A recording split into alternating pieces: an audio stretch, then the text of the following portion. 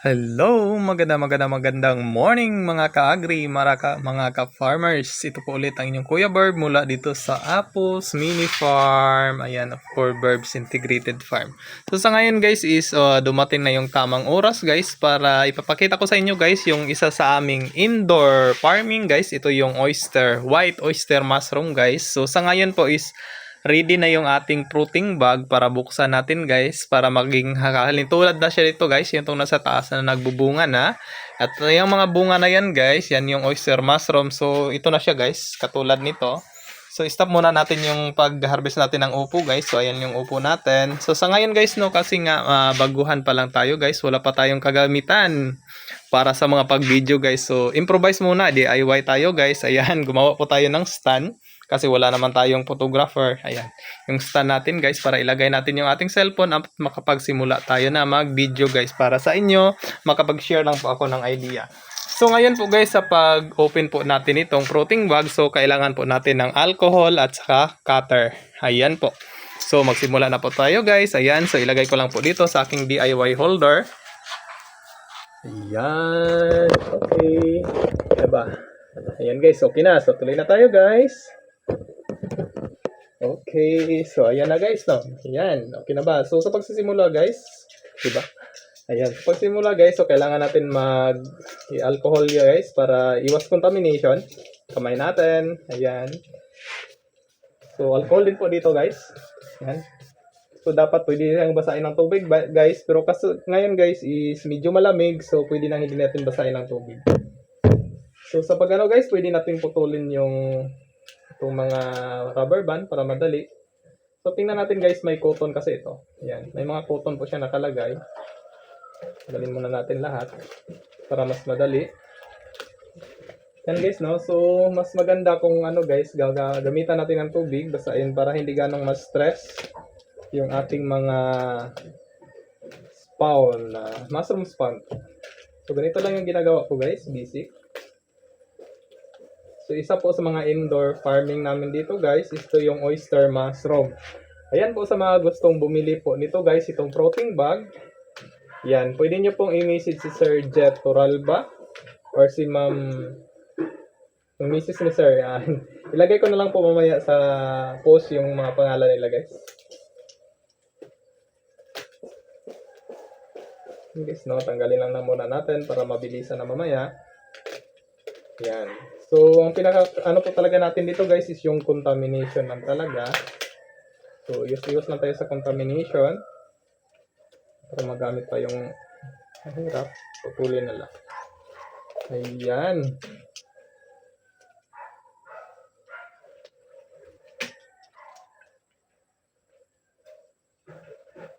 So guys, no, medyo, yan. Tapos yung iba, higpit.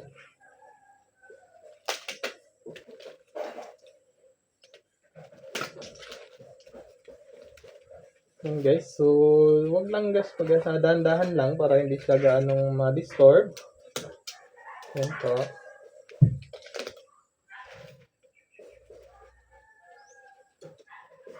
Ito ang laki isa. Yan guys, no, so nahihirapan tayo guys kasi napansin ko pag yung mga post ko guys na lampas ng 7 minutes is hindi na po siya ma-upload. Hindi ko na makita sa Facebook guys. Paturo naman paano po mag-post ng mahabang video. So ayan guys, at natin nakuha yung ating mga takip na papel guys. So pwede natin gumamit kayo ng alcohol, pwede rin po yung tubig lang. Kasi guys, iwas contamination po tayo, alcohol yung ginamit natin. So tatanggalin na po natin yung PVC at saka yung cotton guys. So maganda to guys pag basa, pwede na rin after natin sila diligan. Pero usually guys, pwede kayong gumamit ng tubig, wag lang po yung chlorinated. Yung direct sa gripo. Yan guys, so after dito mga 3 to 5 days guys, makikita na po natin na may sisibol na pong mga bagong, ayan, ganito guys, oyster mushroom. So ganyan lang siya kadali guys, ayan.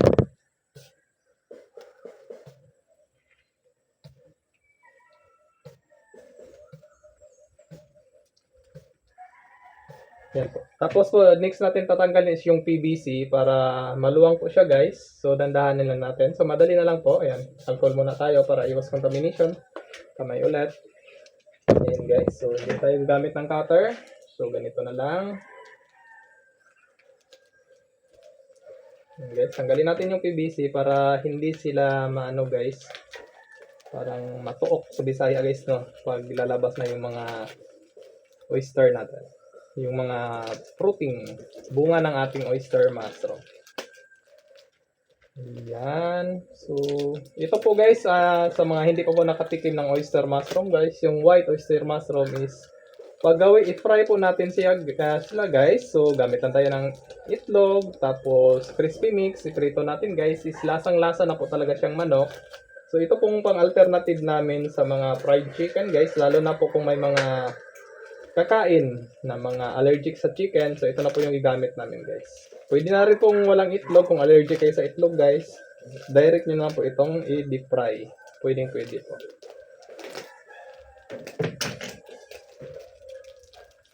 Yung guys na mabilisan.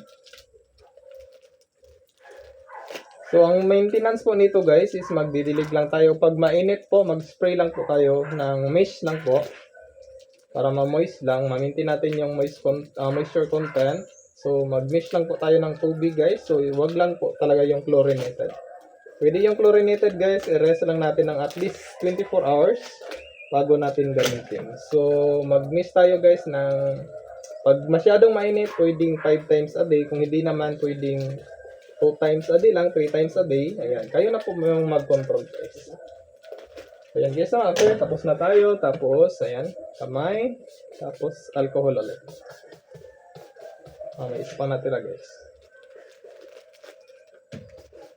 Ayan, so ready na po. Pwede na nating takpan. So, ito naman is naka-open siya.